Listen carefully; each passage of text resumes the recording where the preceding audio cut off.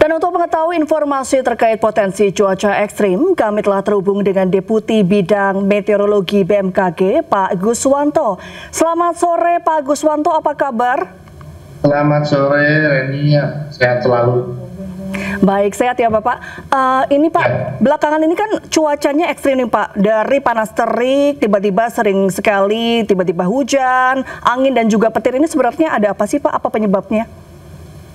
Begini Reni, jadi memang cuaca ekstrim ini kita perkirakan ya, itu dari November 2025 ini hingga Februari 2026. Hal ini yang pertama dipicu oleh adanya peralihan musim dan ada beberapa wilayah khususnya di utara itu ada potensi siklon tropis ya.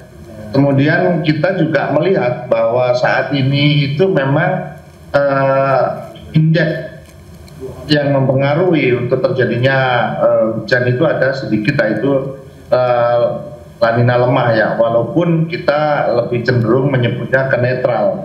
Nah, di samping itu juga wilayah kita itu dalam kategori terjadi masih hangat untuk muka lautnya. Kemudian kalau kita lihat dari beberapa dampak karakteristik cuaca di musim peralihan ini menyebabkan misalkan hujan lebat, angin kencang, dan barangkali ada sedikit beberapa kali ya puting beliung ya. Ini yang terjadi seperti itu, Ren. Baik Bapak, kira-kira sampai kapan cuaca ekstrim ini akan terjadi di Indonesia? Baik, kalau kita lihat secara musimnya bahwa saat ini kalau September, Oktober, November itu kita kategorikan dalam masa peralihan pancaroba dari musim kemarau ke musim hujan. Sedangkan nanti di musim hujan akan berlanjut untuk terjadinya cuaca ekstrim hujan lebat ya, yaitu Desember, Januari, Februari. Nah, kami masih memperkirakan hingga sampai Februari ataupun Maret ya 2026. Berarti dari November sampai Maret 2026 ya Bapak? Betul. Wilayah mana nih Pak yang paling rawan terjadi cuaca ekstrim? Baik, kalau kita lihat dalam beberapa kejadian ya ataupun perakiraan ke depan terkait kejadian dinamika atmosfernya, saat ini yang paling banyak untuk khusus wilayah Jawa itu adalah di wilayah tengah dan selatan. Sedangkan wilayah utara kemarin sudah, karena ada Madden Julian Oscillation itu sudah bergeser ya. Nah, kami juga melihat fenomena di tempat yang lain untuk tanggal berikut ini. Kita di wilayah utara, yaitu di Maluku maupun di Kalimantan Utara ataupun sedikit di Sulawesi Utara itu masih terjadi. Namun untuk ke depan sampai tanggal 7 ini akan kembali lagi ke wilayah selatan ya. Ini kalau kita lihat Madden Julian Oscillation-nya maupun Rossby-nya, ini dia ke wilayah selatan. Nah, cukup berhati-hati yaitu di wilayah selatan. Berarti bisa dibilang Pulau Jawa ini menjadi salah satu wilayah paling berpotensi dan rawan untuk cuaca ekstrim ini ya Bapak? Betul sekali. Dari data statistik kalau kita lihat memang di Jawa ini cukup rawan, khususnya Jawa Barat dan Jawa Tengah ya, ini cukup rawan. Nanti kalau misalnya ada cuaca ekstrim di kawasan-kawasan tertentu, koordinasi BMKG dengan Pemda dan BPBD sampai saat ini seperti apa Bapak?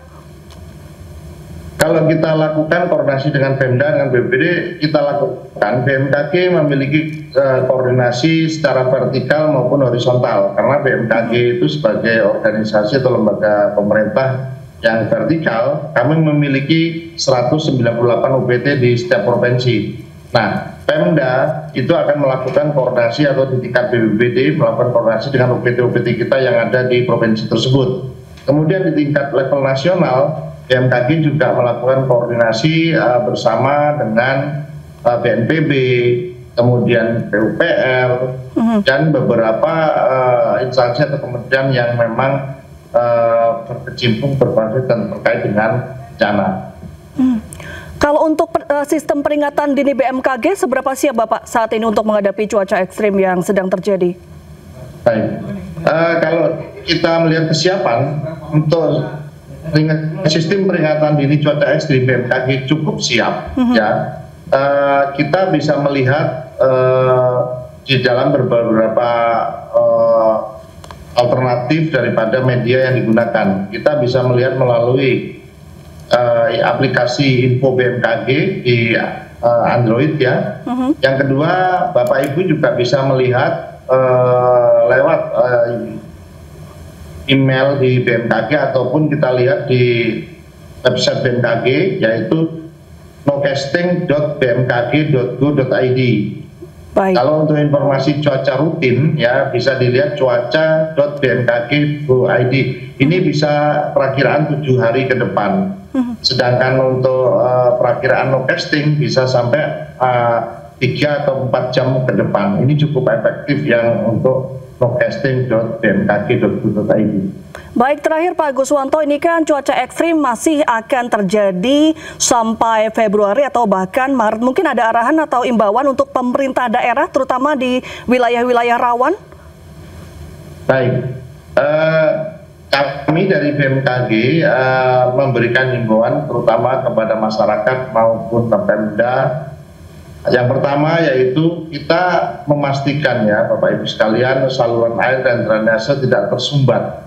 Kemudian perkuat infrastruktur bangunan ataupun kita merapikan taman-taman kota sehingga tidak ada dahan-dahan apabila terkena angin itu akan menjadi bencana bagi yang berteduh di bawahnya.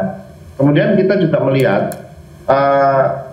waspada terhadap potensi banjir dan longsor, yang mana kalau kita melihat untuk kejadian beberapa kali kejadian itu kita lihat bahwa banjir ini lebih banyak disebabkan karena meluapnya air atau tidak tertampung, ya air ini yang terjadi. Kemudian longsor ini kita melihat perhatikan daerah-daerah yang memiliki sudut kemiringan, ya ini perlu kita waspadai. Dan yang terakhir adalah pantau informasi cuaca resmi dari BMKG melalui aplikasi maupun media sosial ataupun siaran pers.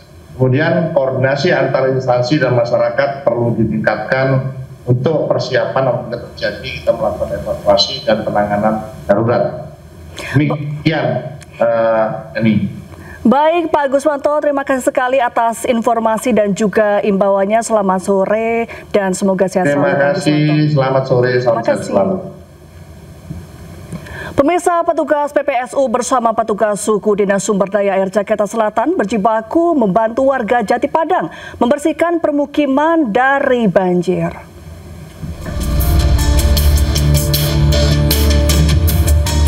Sejumlah rumah warga di sekitaran Tanggul Baswedan yang jebol masih terendam banjir. Meski air sudah mulai surut dengan ketinggian 10 cm, tetapi aliran arus air cukup kencang. Warga dibantu PPSU dan petugas suku Dinas Sumber Daya Air Jakarta Selatan bahu-membahu membersihkan rumah, sekolah, hingga tempat ibadah.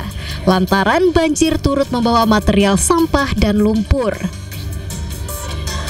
Udah sebenarnya dua kali ini Pak, udah 2 kali jebol. Ya, yang pertama bulan apa tuh, yang kedua yang ini yang paling parah sekarang.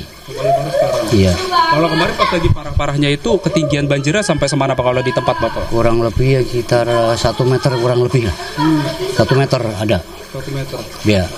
Jadi kalau Bapak sendiri saat ini aktivitasnya lagi ngapain Pak?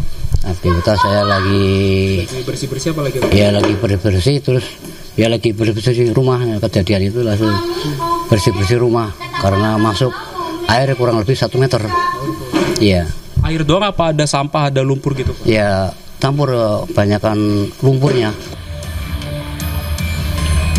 Hingga saat ini banjir masih menggenangi sejumlah rumah warga di sekitaran lokasi Tanggul Baswedan yang jebol di kawasan Jati Padang, Jakarta Selatan pada Kamis lalu. Demi mengurangi debit air, petugas sumber daya air Jakarta Selatan membangun tanggul darurat dengan menggunakan tumpukan karung berisi pasir. Dari Jakarta, Salam Pulungan, Surreali Santoso, Raga Firdaus, iNews melaporkan. Pemirsa, tanggul Baswedan di Jati Padang, Pasar Minggu, Jakarta Selatan jebol hingga air meluap dan merendam rumah warga. Sementara sejak tahun 2017, tanggul Baswedan diketahui sudah 2 kali jebol, namun banjir kali ini menjadi yang terparah hingga mengganggu aktivitas warga.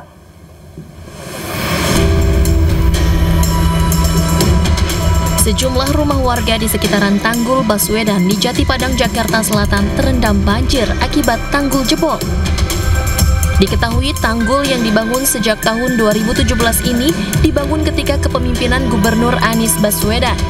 Tanggul Baswedan menjadi penyelamat warga dari langganan banjir yang kerap melanda sebelum akhirnya jebol akibat intensitas hujan yang tinggi dan derasnya arus air pada Kamis lalu. Warga mengaku penamaan tanggul Baswedan disematkan di masa kepemimpinannya lantaran Anies Baswedan kerap membantu warga agar tidak ada permukiman warga yang terendam banjir. Nama tanggul Baswedan diberikan langsung dari warga sebagai bentuk apresiasi atas perhatian yang diberikan Pemprov saat itu. Pak Anies ngejabat waktu gubernur itu jebol. Nah, tahun berapa ya Pak Anies ya? Kira 7 tahun yang lalu jadi gubernur ya? Iya, 2017 bikinlah tanggul ini, maka dinamakan tanggul Baswedan. Nah, seiring berjalan waktu ya kan, karena hujan, mungkin dia nggak kuat, bawahnya udah keropos, debit airnya tumpah ya kan. Nah, jebol-jebol itu sekitar 3:30 kalau jam 4 kurang lebih. Jadi itu blok, ya saya persis banget di bibir kali kan dari Mas. Oke, bisa dilihat kan. Nah, itu area yang paling gede ke saya. Jadi udah kayak banjir bandang lah di Bata. Awalnya ya ke Pak Anies Pak. Yang Pak Anies dinamakan, yang dia bikin proyeknya dia ya kan. Dari sono sampai panjang sana sampai ke Pak RT tuh ya beliau yang namain tanggul Baswedan ya. Jadi biar ada ibaratnya mungkin ada kenang-kenangan lah selama dia menjabat gitu. Meski kini tanggul Baswedan jebol, warga berharap pemerintah kota Jakarta Selatan kembali membangun tanggul yang lebih kokoh agar rumah warga tidak kembali terendam banjir.